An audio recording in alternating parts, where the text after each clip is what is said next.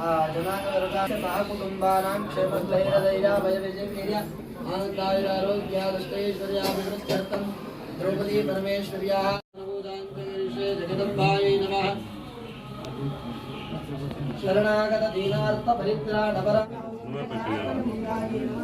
कलशधारिण्ये नमः कलशायै नमः कनकायै नमः कनकाधरिण्ये नमः कनकवस्त्रशोभितायै नमः जगन्मात्रे नमः उज्जयिन्ये नमः जटाजूटधारिण्ये नमः कुरुक्षेत्रकारिण्ये नमः अष्टादशेषु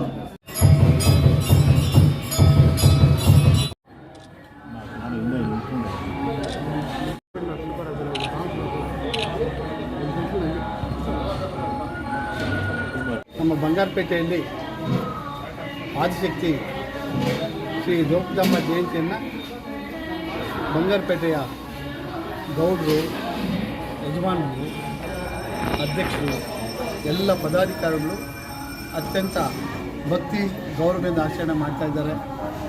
ಈಗಾಗಲೇ ಇದು ವಿಚಾರದಲ್ಲಿ ವಿಶೇಷವಾಗಿ ಈ ಬಾರಿ ನಾವು ಕೋಲಾರದಲ್ಲಿ ಒಂದು ವಿಶೇಷ ಕಾರ್ಯಕ್ರಮವನ್ನು ನಿನ್ನೆ ಹಮ್ಮಿಕೊಂಡಿದ್ವಿ.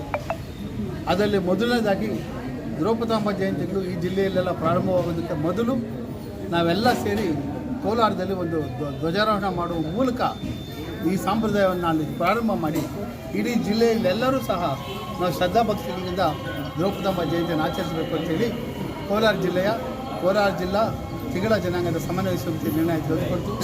ಹಾಗಾಗಿ ಆ ನಿರ್ಣಯದ ಮೇಲೆ ಇವತ್ತು ವಿಶೇಷವಾಗಿ ಬಂಗಾರಪೇಟೆ ನಮ್ಮ ದೇವಸ್ಥಾನ ಗೌಡರು ಜಯರಾಮ್ ಅವರ ಶ್ರೀನಿವಾಸ ಅವರ ಕುಮಾರ್ ಅವರ ಶಿವಕುಮಾರ್ ಲಿಂಗರಾಜ್ ಆಗ್ಬೋದು ಎಲ್ಲ ನಮ್ಮ ನಾಯಕರು ಅತ್ಯಂತ ಒಗ್ಗಟ್ಟು ಹೀಗೆ ಅಲ್ಲ ಮೊದಲಿನಿಂದ ಇದೇ ಒಗ್ಗಟ್ಟಿಂದ ಮಾಡ್ತಾ ಇದ್ದಾರೆ.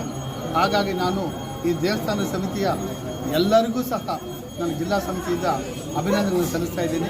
ಇದಕ್ಕೆ ಎಲ್ಲ ರೀತಿಯಲ್ಲಿ ನಮ್ಮ ಜಿಲ್ಲಾಧ್ಯಕ್ಷರು ಬರಬೇಕಿತ್ತು. ಅದಕ್ಕೆ ಪರವಾಗಿ ಗೌರವಾಧ್ಯಕ್ಷರು ಮನೆಯವರು ಬಂದಿದ್ದಾರೆ ಮತ್ತು ಪ್ರಧಾನ ಕಾರ್ಯದರ್ಶಿ ಪಲ್ಗುಣ ಬಂದಿದ್ದಾರೆ, ವಿವೇಕೆ ಕಾರ್ಯದರ್ಶಿ ಬಾಬು ಬಂದಿದ್ದಾರೆ ಮತ್ತು ರಾಜ್ಯ ಸಂಘದ ನಿರ್ದೇಶಕರಾದ ಕುಮಾರೇಶ್ ಬಂದಿದ್ದಾರೆ.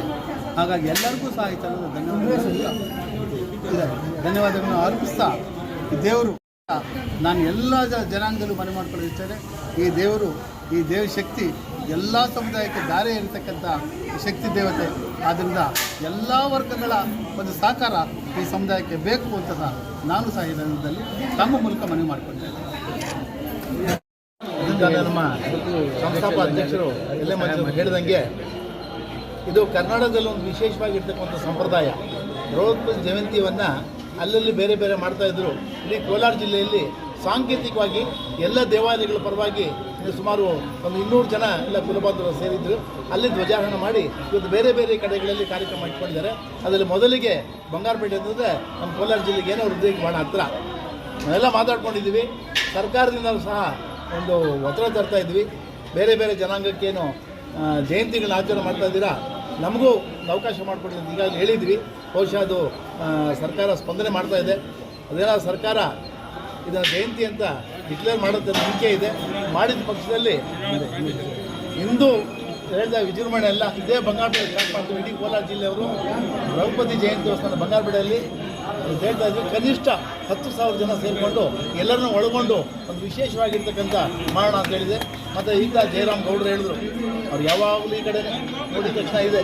ಖಂಡಿತವಾಗಿ ಈಗಾಗಲೇ ಎಲ್ಲ ನಾಯಕರು PR ರಮೇಶ್ ಆಗಿರ್ಬೋದು ಜಿಲ್ಲೆಯಿಂದ ಎಲ್ಲ ಮಾಡಿದ್ದೀವಿ. ಇನ್ನೇನು ಬೇಕು ಅದು ಬಂದು ಸಲ ಕೋಲಾರ ಜಿಲ್ಲೆ ಕುತ್ಕೊಂಡು ಮಾತಾಡಬೇಕಾ ನಾವೆಲ್ಲ ಸೇರಿಕೊಂಡು ಖಂಡಿತ ಅತ್ಯಂತ ಶೀಘ್ರದಲ್ಲಿ ಇದಕ್ಕೆ ಬೇಕಾಗಿರ್ತಕ್ಕಂಥ ಎಲ್ಲ ಕೆಲಸ ಕೊಟ್ಟು ಮುಕ್ತಿ ಮಾಡೋಣ ಅಂಥೇಳಿ ತಮ್ಮೆಲ್ಲರ ಸಹಕಾರ ಇವರಿಗೂ ಇದೆ, ಮುಂದೆ ಸಹ ಇರಬೇಕು ಅಂತೇಳಿ ಕೇಳ್ಕೊಂಡ ಎಲ್ರಿಗೂ ಅದು ದ್ರೌಪದಿ ಒಳ್ಳೆಯ ಸುಖ ಶಾಂತಿ ನೀಡಲಿ ಅಂತ ಕೇಳ್ಕೊಂಡು ನಮಸ್ಕಾರ.